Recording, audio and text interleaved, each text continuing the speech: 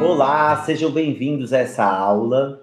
Meu nome é Felipe Lobo, eu sou psiquiatra, sou ligado à Unifesp, já trabalhei com dependência química grave, né, lá no Cratóide, no Centro de Referência de Tabaco, Álcool e Outras Drogas, ali na região da Cracolândia. Essa aula, gente, é uma aula sobre os aspectos neurobiológicos do tabagismo. Tabagismo aqui entendido como a dependência de nicotina, né? Então, os aspectos neurobiológicos dessa dependência. Essa aula faz parte do curso A Gestão do Território na Linha de Cuidado da DCNT. Aliás, quero agradecer o convite, né, do projeto Articula RAS, DCNT São Paulo, porque eu, né, me senti muito lisonjeado e estou aqui com vocês nessa, tá? Essa aula, gente, eu sempre falo que é uma aula um tanto dificinha, porque a gente vai falar de circuito neurobiológico, mas aqui a gente vai entender o que a nicotina de fato faz, o que as substâncias que determinam dependência química fazem para ser uma dependência química, para ser um transtorno relacionado ao uso de substâncias, certo? Aqui no modelo da nicotina. Cada substância faz de um jeito, mas faz em um mesmo circuito, altera um mesmo circuito para gerar isso que a gente chama de transtorno por uso de substância. Vamos lá, vamos usar esse modelo da nicotina para vocês entenderem bem ele e tentarem fazer paralelos com outras substâncias, com outros comportamentos repetitivos humanos, certo? Vamos lá. Primeira coisa que a gente fala é o que é o tabagismo. Tabagismo é uma toxicomania. O que é uma toxicomania? Toxicomania é um comportamento repetitivo de uso de um tóxico, de uma substância, que gera, por ser tóxico, né, gera algum dano no psiquismo, né, na neurofisiologia, no sistema orgânico. Por isso, toxicomania, repetição do uso de um tóxico. E é caracterizado pela dependência física e psicológica do consumo de nicotina. Então, não é só um nem outro, são os dois, né? E a nicotina é a substância que determina o padrão de repetição e que está dentro do tabagismo, né? Do tabaco. Está dentro do tabaco tem essa substância. E é ela quem faz quem dita esse comportamento de toxicomania, de repetição. A gente sabe que o tabagismo é a primeira causa de morte evitável no mundo, né? Se a gente fosse escolher algo para a gente acabar, tirar do mundo, e que tenha uma representatividade significativa na redução da carga de doença global, este algo seria o tabagismo, porque é o principal causador de morte evitável no mundo. Em geral, os fumantes começam ali antes dos 20 anos de idade. E a gente sabe que esse início precoce do uso de substâncias, quanto mais precoce a experimentação, maior é a chance de isso evoluir para um padrão de toxicomania, um padrão de transtorno por uso daquela substância. E com a nicotina não é diferente, né? Quanto mais cedo a pessoa experimentar, maior a chance de de gerar essa dependência. E 2/3 desses pacientes, dos fumantes, iniciam aí antes dos 20 anos e já se tornam dependentes antes mesmo dos 20 anos, ok?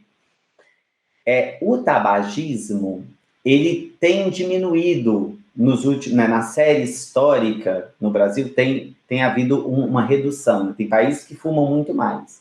Mas a gente precisa conversar sobre ele porque tem se voltado aí o início, o reinício do uso rotineiro do tabaco, mas, na verdade, hoje em dia, de uma forma mais moderna, nos cigarros eletrônicos, né? A nicotina está voltando, mas nesse formato de cigarro eletrônico, com esse ar de modernidade, de juventude e tal, né? E, então, há uma tendência a voltar a crescer, né? Se a gente deixar esse fenômeno ir se instalando aí na nossa sociedade, né? Mas a aula, isso é só o introdutório, porque a aula não é sobre esse aspecto social, é dos aspectos neurobiológicos, né? Se a gente for pensar em uso de substâncias, e eu convido a vocês aqui a darem a sua opinião, né? Qual substância dessa lista, né? Cocaína, heroína, os inalantes, maconha, tabaco, álcool.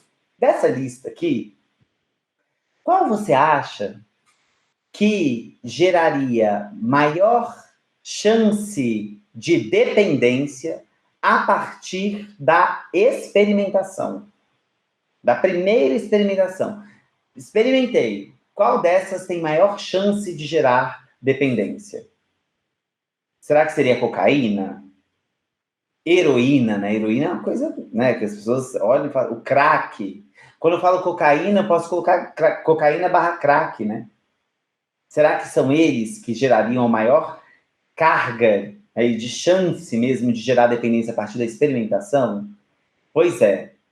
Pasmem. A que mais gera dependência a partir da primeira experimentação é o tabaco, é a nicotina. Veja, esse é um livro, né, que a gente chama a Bíblia da psicofarmacologia, que é o Stahl. E aí ele traz essa informação, né, inclusive na forma de uma tabela. 32% das pessoas que experimentam, ou seja, 3 em cada 10 pessoas que experimentam a nicotina vão ficar dependentes dela. Olha a heroína, que a gente acha, nossa, heroína, né? O crack, meu Deus, o crack. Não é diminuindo a gravidade da dependência, mas é porque eu estou dialogando aqui com vocês, assim, a gente tem uma ideia de que a substância crack, a substância heroína, é muito mais capaz de gerar essa dependência do que, por exemplo, a gente imaginaria da nicotina. Enquanto que, na verdade, é a nicotina o principal, o mais forte dentro dessa série aí. Né? Olha lá, a heroína, 23%, ou seja, 2 em cada 10. Né? Para cada 2 que se tornam dependentes de heroína, tem mais um que está dependente do tabaco, né, da nicotina. Então, gente, veja, será que uma substância com esse grau de capacidade de gerar dependência, será que essa substância, quando utilizada rotineiramente aí na vida das pessoas, será que essa substância dá para a gente entender como um hábito? Ah, ele só tem o hábito de fumar. Será que é um hábito? A gente chamaria o transtorno por uso de heroína de hábito de usar heroína? Hábito de usar crack? Ou dependência de crack, dependência de heroína? Então, no caso da nicotina, por que a gente chama, então, hábito? Ele tem o hábito de fumar. Não, ele tem uma dependência. Né? A pessoa tem um transtorno, uma doença que a gente precisa cuidar. E que ela precisa entender que isso é uma doença para ela cuidar também. Certo? Então, quando a gente pensa, né, nos efeitos que a nicotina tem sobre o sistema nervoso central e sobre os diversos sistemas, a gente vai ter que olhar para a molécula e ver aonde ela interage. Por exemplo, ela interage com o sistema dopaminérgico. E isso determina a liberação de dopamina, o que gera uma certa euforia. Então, é um tanto prazeroso usar a nicotina. Ela gera uma liberação de serotonina. Então, isso dialoga e reduz a ansiedade. Porque a redução da ansiedade é mediada pelo sistema serotoninérgico. Ela gera uma inibição do glutamato. O glutamato é a principal substância excitatória do sistema nervoso central. Então, ela reduz a excitabilidade global ali, das regiões em que ela está inibindo as vias glutamatérgicas. Ela aumenta a liberação de acetilcolina. E a acetilcolina é o neurotransmissor da memória, da cognição. Então, melhora a atenção, a memória. Ela também gera uma liberação de noradrenalina, o que então determina os efeitos cardiovasculares dela, como um aumento da frequência cardíaca, né, pode gerar náusea, vômito, enfim, em grande quantidade, né, óbvio. Mas percebam, né? Olha o tanto de efeito que ela gera. Isso a gente vai, então, dizendo que é uma substância suja, porque ela age em muitos sistemas, em muitos receptores, né? E aqui você vai entendendo, né, essa ação em vários sistemas vai determinando alterações nesses sistemas. E vai também sentenciando, empurrando a pessoa para o uso repetitivo, porque esses sistemas vão ficando habituados aí a serem estimulados dessa forma. Mas a gente vai entender bem o que acontece, realmente, onde está o ponto central da dependência. Veja, quando a gente fala de outras dependências, cada dependência tem o seu jeito, né? Quando a gente fala das dependências não químicas, o que são dependências não químicas? Por exemplo, dependência por sexo, dependência por jogo. Não vai ter claramente a liberação e a inibição mediada por uma substância, né? São comportamentos que são reforçados, né? Então a gente vai tendo que fazer aí já, né? Eu vou propondo para vocês que vocês vejam a complexidade dos comportamentos repetitivos, né?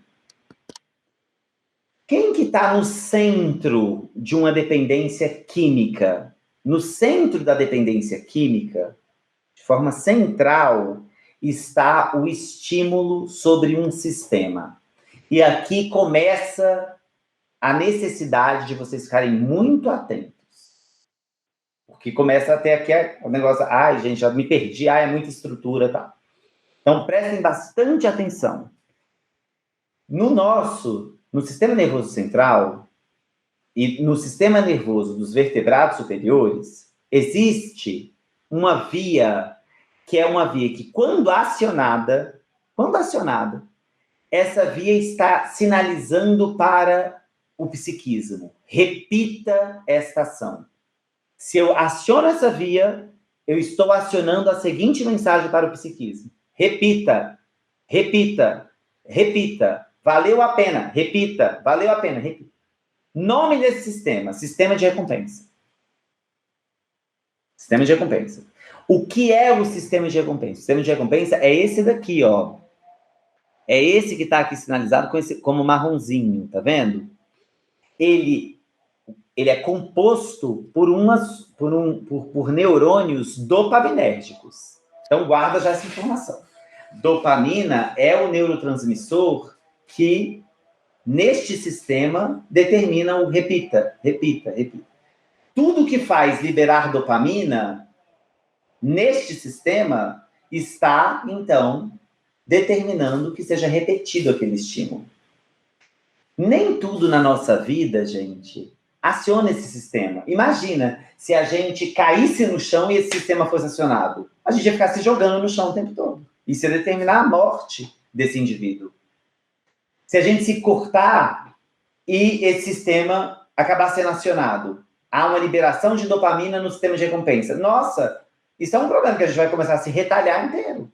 Isso determina a morte daquele indivíduo, né? Então, veja como é um sistema muito precioso dentro do psiquismo, porque não dá para qualquer coisa ficar acionando esse sistema, gente. Tem uns riscos inerentes de se acionar esse sistema. Não dá para tudo ser repetido a todo momento. Certo? Então, quando a gente olha para algumas compulsões, existem algumas compulsões o acionamento desse sistema. Quando a compulsão é uma dependência química, esse sistema está sendo muito acionado, porque a substância química perverte a modulação geral do sistema e vai diretamente nele e liga ele. A revelia da modulação. É isso que a nicotina vai fazer, né? Agora, outras compulsões vão determinar ligações desse sistema de outras maneiras, mas no fim das contas, se a gente vê que o comportamento é repita, repita, repita, o indivíduo tem prazer em ficar em torno da repetição daquele comportamento, então o sistema de recompensa está por trás. É assim, por exemplo, com a alimentação. Se eu como muito doce, vou comer muito doce, algo do sistema de recompensa está por trás, né? Mas por que eu não chamo de transtorno por uso de doce? Por que eu não chamo de transtorno de dependência por uso de doce? Eu chamo de transtorno de compulsão alimentar periódico, eu chamo sei lá, né, na bulimia, que tem lá comportamentos também compulsivos. Por que eu dou outro nome que não seja o nome de transtorno por uso de uma substância? Porque para ser um transtorno por uso de uma substância, tem que cumprir os critérios dessa doença, dessa patologia. E é óbvio, uma pessoa que ela é viciada em comer, ela não tem uma clínica semelhante de quem é viciado em crack. É uma clínica diferente. Ah, mas por trás tem um sistema de recompensa. Concordo. Mas não é porque tem um substrato por trás, a participação de uma mesma estrutura, que então é o mesmo quadro. Então, uma é uma doença, outra é outro. Com seus prognósticos diferentes, com seus tratamentos diferentes, com o seu manejo diferente, né? Com a genética que tá por trás, que é diferente. Mas que ambos, por ser um comportamento repetitivo de um mesmo, né, por um mesmo estímulo, tem algo do sistema de recompensa por trás? Tem.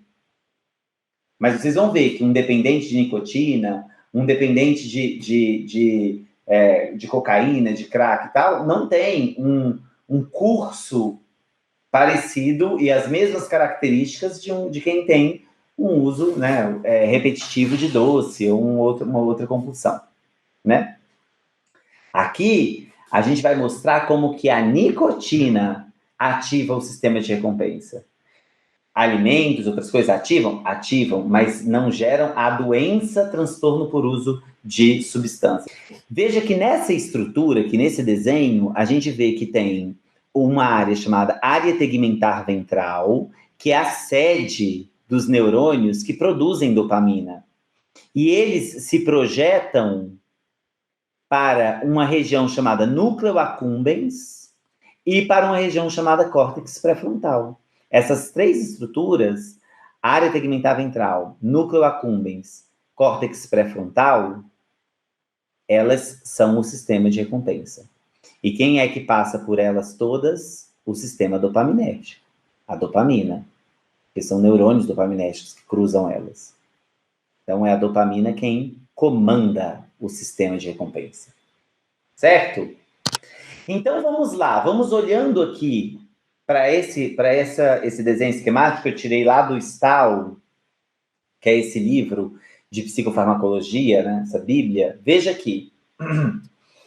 Quem é esse neurônio aqui, olha? Quem é esse neurônio? É o neurônio dopaminérgico, que nasce lá na área tegmentar ventral, passa aqui pelo núcleo accumbens, tá vendo? Área tegmental ventral, VTA. E ele vai sair e ele vai jogar dopamina tanto lá no núcleo accumbens quanto lá no lobo pré-frontal. Se eu aciono este neurônio, eu estou fazendo o quê? Eu estou falando para repetir a ação. Ele está no sistema de recompensa.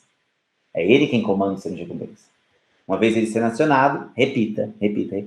O que a nicotina faz? 3 coisas para poder acionar esse neurônio. 3 coisas.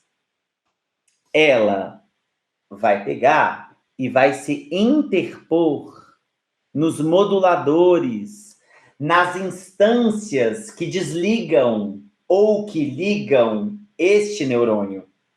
Quando ela se interpõe, ela perverte tudo e ela passa a ligar a revelia do sistema modulador. Ela fica ali ligando, ó, por ela mesma. Então, como que ela faz isso? Veja isso daqui. Esse neurônio é um neurônio glutamatérgico. Neurônio glutamatérgico tem o quê? Glutamato. Glutamato, aonde o glutamato é liberado, ele liga. Ele é o principal neurotransmissor ativador. Então, o que esse neurônio aqui faz, gente? Olhando só para ele, não olha mais para nada. Olhando só para esse neurônio. Quando este neurônio ele é acionado, ele libera glutamato em quem? No neurônio dopaminérgico. E o glutamato, ele é ativador. Então, o que ele está fazendo? Ele está ativando o neurônio dopaminérgico.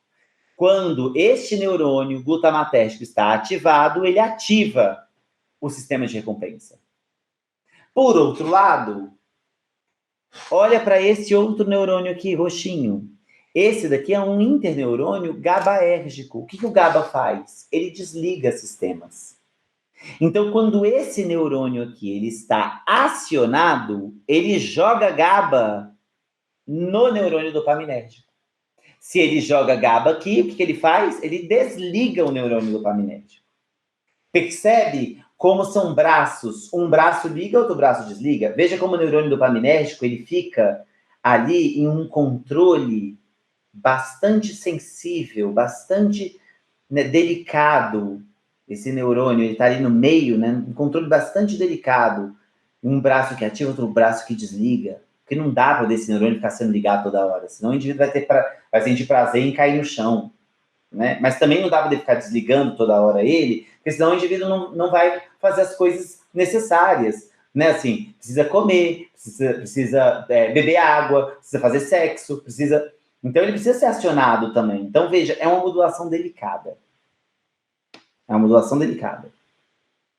Agora, para além desse braço que liga e esse braço que desliga, tem um gestor por trás desses braços grosseiros, que é um neurônio colinérgico.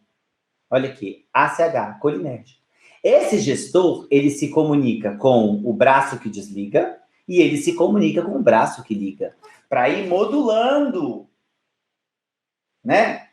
Ele vai modulando. Agora liga, agora desliga, cuidado. Vai modulando. Percebe? Cada neurônio desse, gente, faz mais de 10 mil ligações com outros neurônios. Então, é um sistema muito complexo. Muito. E aí, o que vai acontecer com a nicotina? A nicotina vai entrar aqui e vai ignorar tudo isso. Primeiro, no braço efetor, no braço que liga, aqui no glutamato, o que a nicotina faz? Ó, nicotina ativa independentemente a liberação de dopamina. A nicotina chega aqui, se conecta nesse neurônio glutamatérgico e fala, libera glutamato. Independentemente se o gestor colinérgico está querendo ou não. Libera, eu determino que libere. E aí vai e libera glutamato. Pronto, isso já ativaria o sistema dopaminérgico.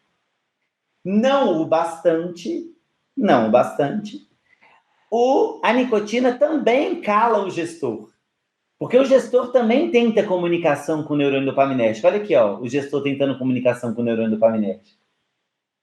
O que a nicotina faz? Silêncio, gestor, com licença. E vai lá e ativa também o neurônio dopaminérgico. Independentemente do que o gestor queria. Essa é a segunda forma que a nicotina faz. Terceira forma, a nicotina silencia a capacidade deste neurônio colinérgico, do gestor, de ligar o braço que desliga o sistema. A nicotina vai lá e, de tanto interagir aqui com esse receptor, ela dessensibiliza. Ela torna esse receptor incapaz de responder ao comando. Então, esse neurônio ele vai ficando insensível ao que está acontecendo. Mas é um neurônio que desligaria o sistema, gente. Então, deixa de desligar o sistema.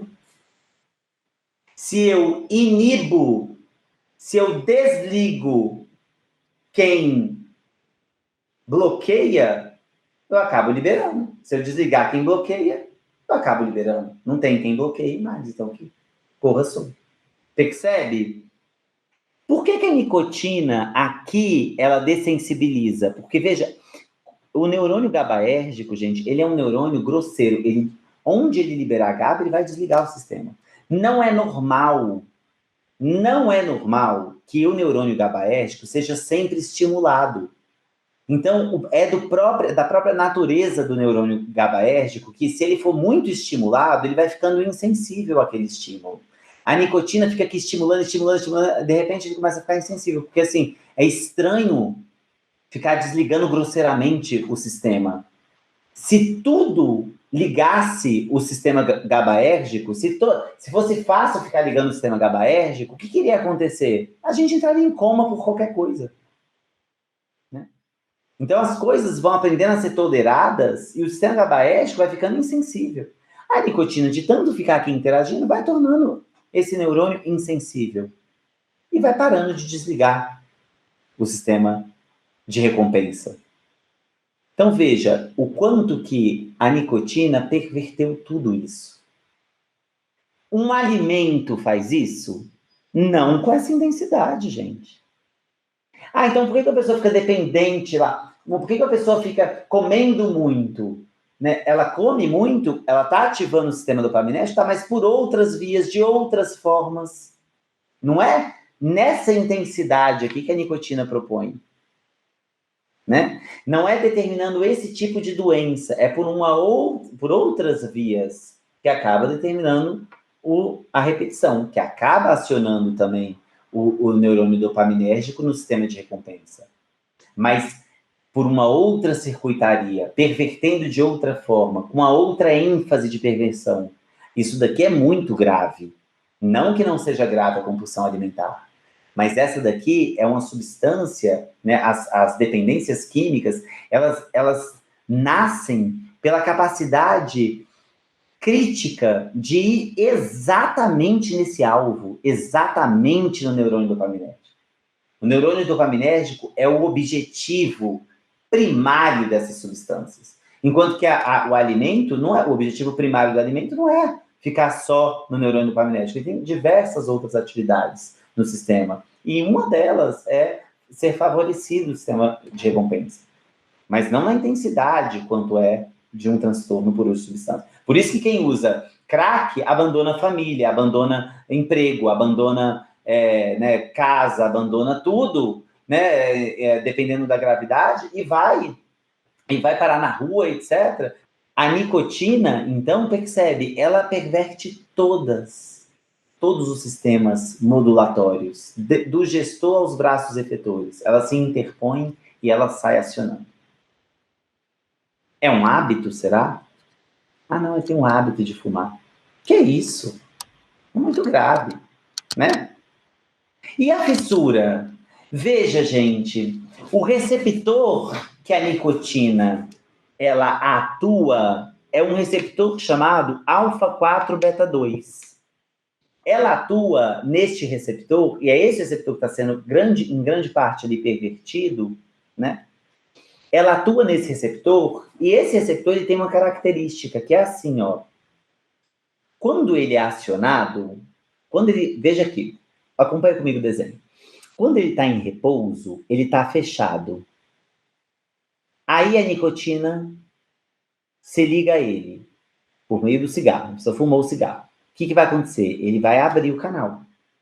E com isso, vai então despolarizar o neurônio dopaminérgico, vai despolarizar lá o neurônio glutamático, ou seja, vai fazer as perversões que ele propõe lá no sistema. Né? Abriu. Então, começa a liberação de dopamina. Agora veja, ele fica ligado até chegar um momento em que esse receptor ele não aguenta ficar aberto por muito tempo. A abertura que a nicotina propõe é uma abertura instável. Passa um tempo, ele colaba. Colabou.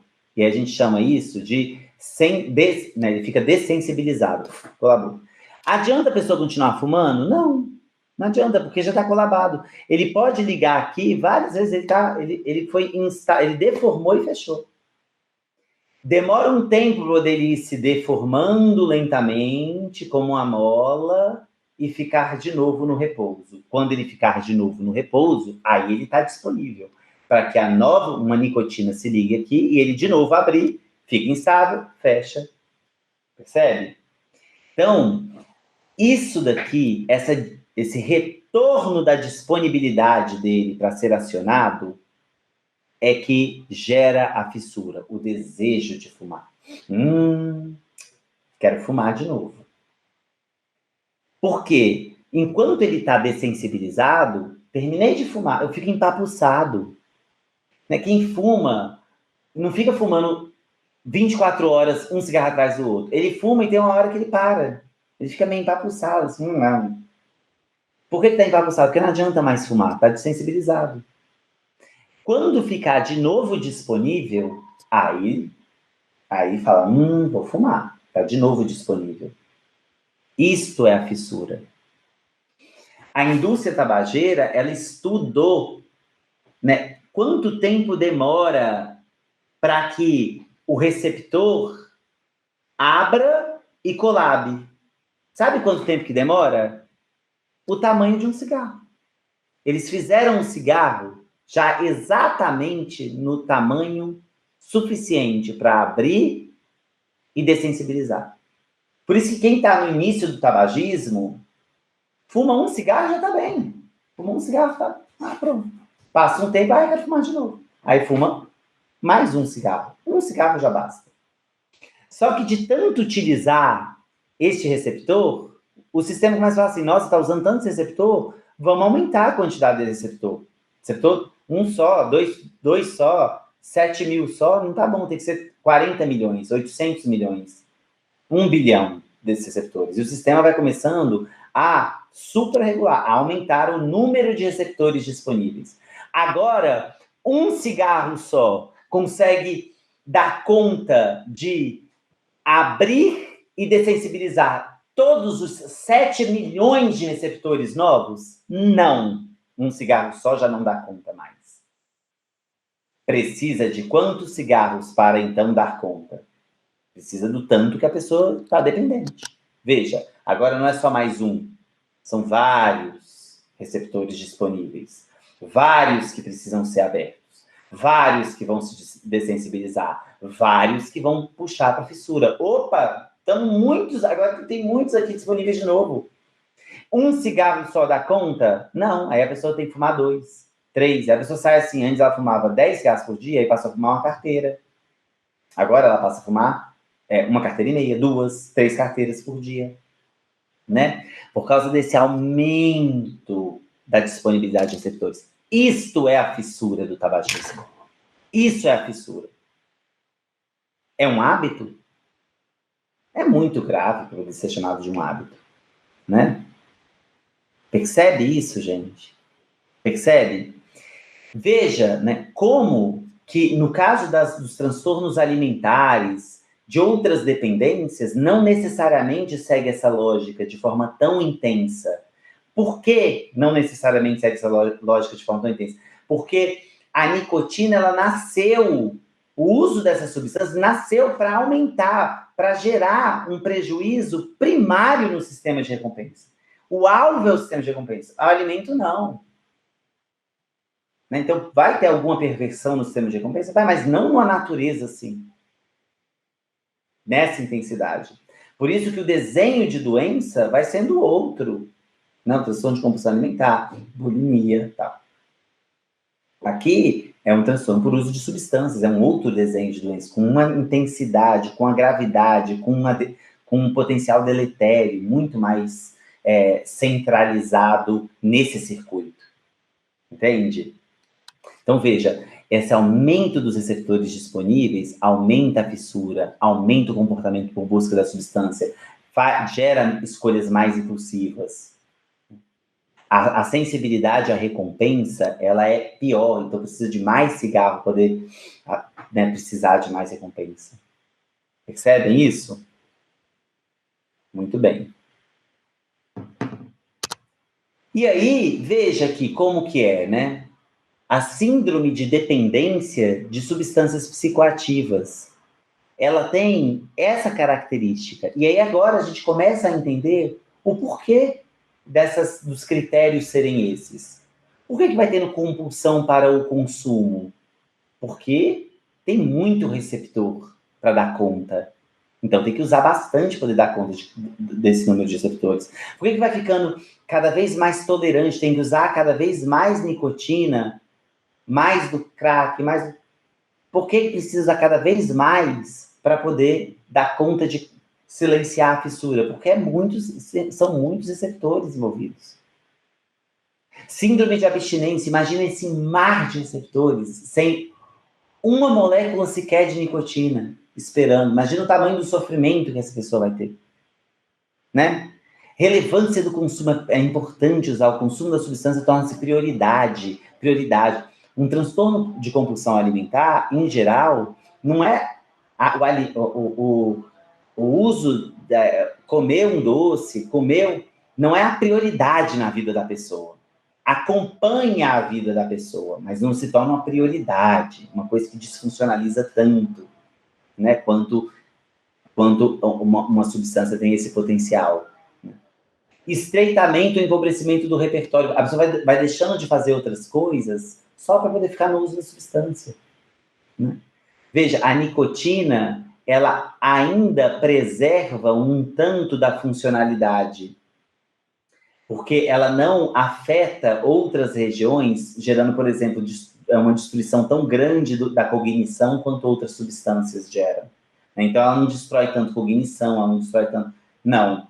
Então, é uma repetição, mas que preserva relativamente as áreas da vida da pessoa em algum grau. Mas vai desregulando, né? É uma toxicomania, é um tóxico. Então, vai desregulando outros sistemas. Entende? A funcionalidade pode até estar um tanto preservada, continua trabalhando, continua sendo pai, sendo mãe e tal, mas a via de recompensa, o sistema de recompensa está sequestrado pela nicotina. Tira a nicotina para você ver. O quanto que desorganiza a pessoa. Então, quando está na abstinência, todos aqueles efeitos que a nicotina fazia no slide lá, que eu falei que ela era uma droga suja, lembra? Tudo aquilo vai fazer falta. Ela não liberava dopamina? Agora vai deixar de liberar. E a pessoa estava acostumada com a liberação da dopamina. Então, a pessoa vai sentir disfórica, ou seja, irritada, ansiosa, craving, que é a fissura. Cadê a minha dopamina? Cadê a dopamina? Ela não liberava serotonina, vai deixar de liberar. Isso favorece depressão, isso favorece a ansiedade. Você fica mais ansiosa. Ela não reduzia o glutamato, que é o excitatório, agora ela deixa de reduzir o glutamato. Ou seja, agora tem muita excitação no sistema. Então, inquietação, ansiedade. E aí tem um ponto importante que a nicotina, lembra que eu falei que a nicotina melhora, ela tem um potencial de melhorar a memória e a atenção? Por isso que a gente vê muita gente fumando e trabalhando, né? E é por isso que ela não desfuncionaliza tanto, porque ela tem essa face que parece positiva, né? Enquanto que o crack, cocaína, não. Né? Então, lembra que eu falei isso? Isso é por conta de um receptor chamado alfa-7. E o receptor alfa-7 ele fica no lobo pré-frontal, justamente no lobo da execução, da funcionalidade. A nicotina, ela tem ação sobre o alfa-7. E por isso que ela dá uma melhorada ali na atenção, etc., enquanto a pessoa está fumando. Mas ela também destrói todo o resto, né? Se a gente conseguisse fazer uma substância que só agisse em alfa-7, isso seria terapêutico. Agora, a nicotina não dá, porque ela tem uma nesga terapêutica, que é o alfa-7, e o resto todo destruindo tudo por trás, né? Mas veja, parei de fumar. O que vai acontecer? O alfa-7 que estava sendo estimulado e o meu costume atencional vai ser prejudicado. Então, vai ter dificuldade de memória, né? Vai ter esse receptor também, a acetilcolina, ela é um receptor também que controla a motricidade, então vai ter tremor em coordenação, né? Parei de fumar. O que vai acontecer? Vai deixar de liberar a noradrenalina, então vai ter uma diminuição da frequência cardíaca. Mas a noradrenalina é importante, por exemplo, para o sono REM, para o sono mais profundo. Então, vai ter a perturbação do sono. Ou seja, percebe o quanto que a nicotina ela age no sistema de recompensa daquele jeito, determinando a dependência.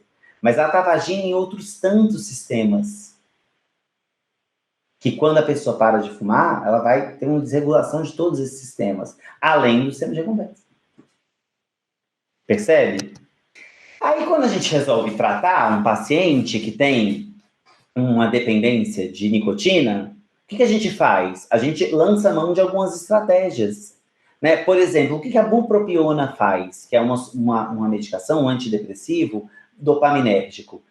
Veja aqui, olha para mim, olha aqui para esse desenho, que também é do Stahl. Esses desenhos são todos do Stahl. Veja aqui. O que é isso daqui? Um neurônio dopaminérgico. Onde ele está? Ele é o neurônio do sistema de recompensa. Quando a pessoa fumava, a nicotina ia lá, pervertia os três lá, o gestor, o braço ativador, lembra da perversão total lá? E a nicotina ia lá e acionava esse neurônio dopaminérgico. Quando acionava esse neurônio dopaminérgico, o que esse neurônio fazia? Liberava a dopamina aonde? No núcleo accumbens, que é a região que está no sistema de recompensa. Então, a nicotina liberava a dopamina e aí o sistema de recompensa era acionado pensando, que gostoso, que feliz. Como a minha vida é gostosa e feliz. Aí a pessoa parou de fumar. Situação B. Parou de fumar. Cadê a nicotina? Não tem. E agora? Que ela estava acostumada com a liberação de dopamina aqui. Cadê a dopamina? Onde está a minha dopamina? Que tristeza. Que coisa ruim. Nossa, como é ruim parar de fumar. Porque eu estou acostumada com um tônus de dopamina no núcleo accumbens. Nas regiões que reforçam, que me dá prazer. Vai fazer falta. Estava acostumado. O que a bupropiona faz?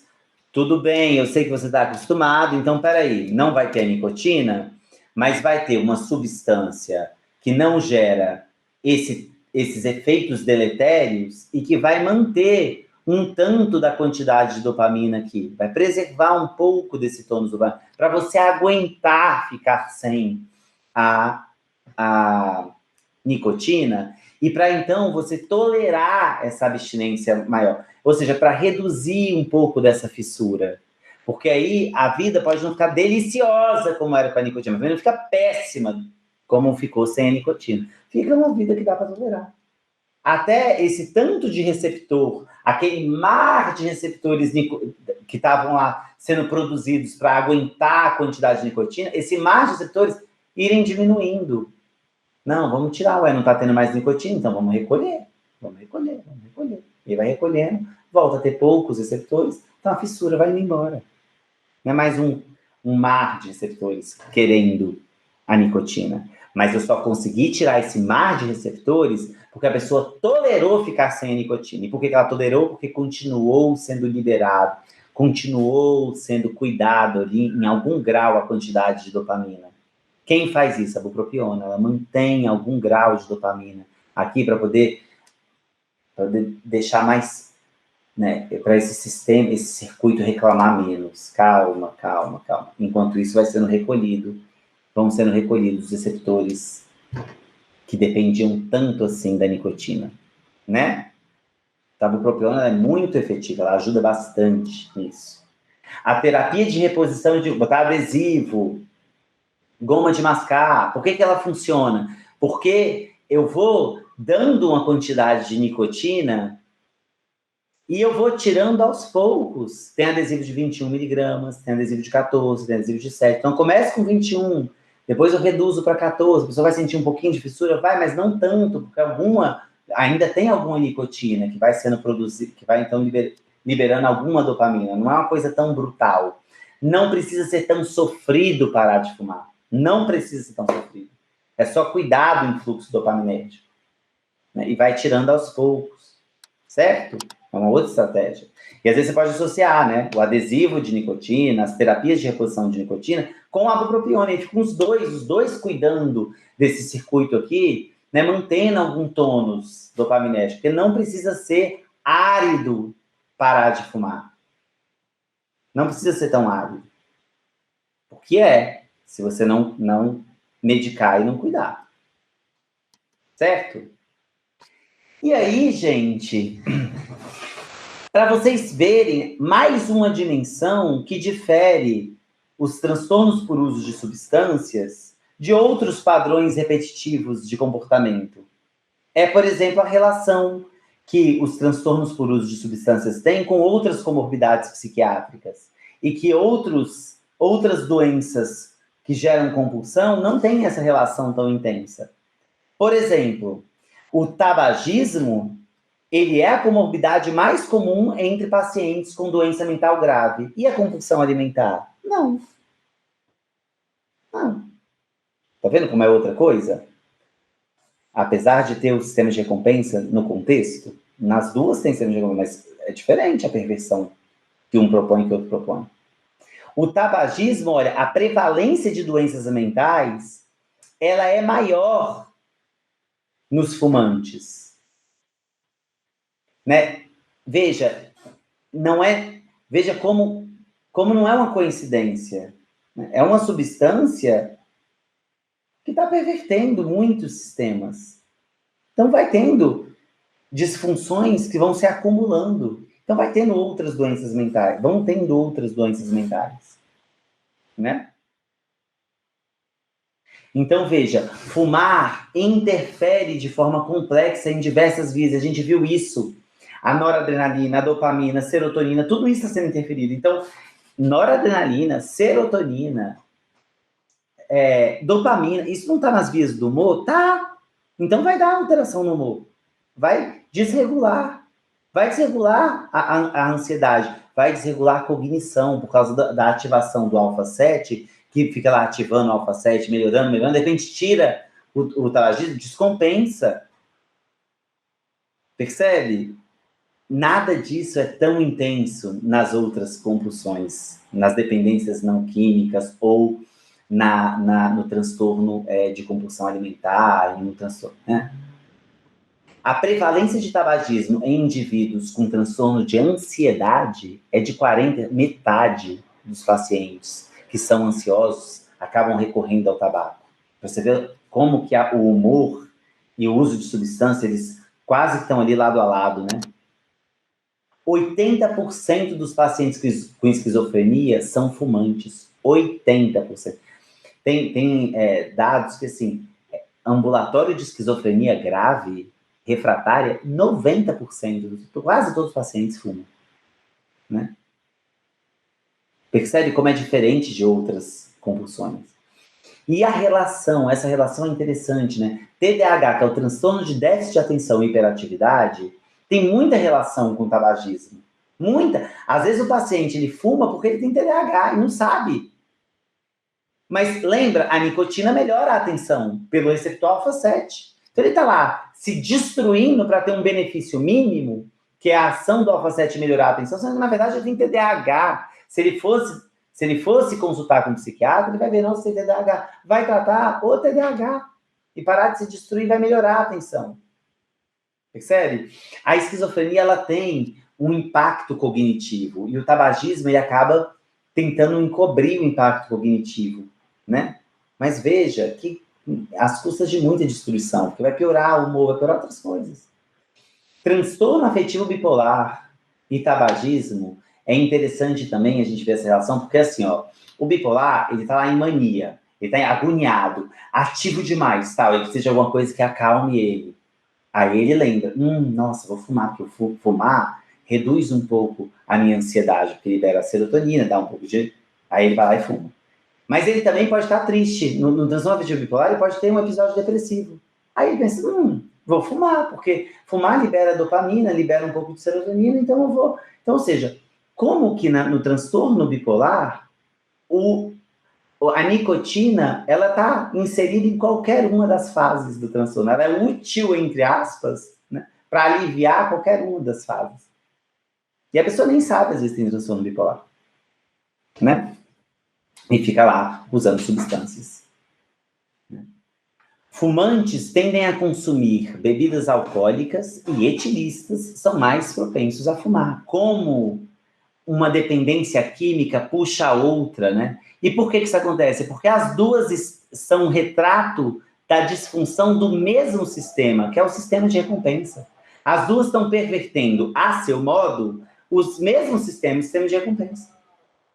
Que é essa via dopaminérgica que se liga no núcleo accumbens e logo pré-frontal.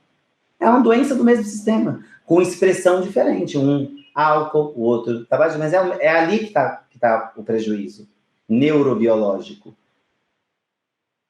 Entende? É por isso que essa última frase é muito importante. A abordagem do tabagismo durante um programa de tratamento para uma droga ilícita representa benefício para o tratamento de maneira geral. O que eu estou querendo dizer com isso?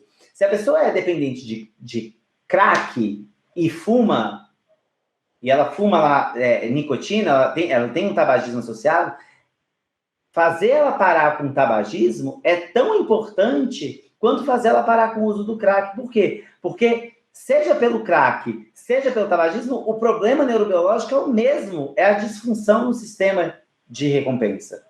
Então, não adianta eu parar uma e continuar usando a outra, que está mantendo a mesma disfunção. Daqui a pouco ele volta a usar o crack. É a mesma doença, está no mesmo sistema. É uma agressão ao mesmo sistema. Por isso, veja, olha, a prevalência de consumo de tabaco entre usuários de drogas ilícitas é de 75%. Né? Porque é o mesmo circuito que está... O uso de uma substância ou de outra é só manifestações diferentes da disfunção em um mesmo circuito, o circuito de recompensa. Por que é importante a gente falar de comorbidades? Percebe aqui que, ora eu fui mostrando como que a substância atrai ou disfuncionaliza outras regiões, gerando outros transtornos. Como também, em alguns outros momentos, eu falo assim, como que a pessoa ter um transtorno faz ela usar a substância.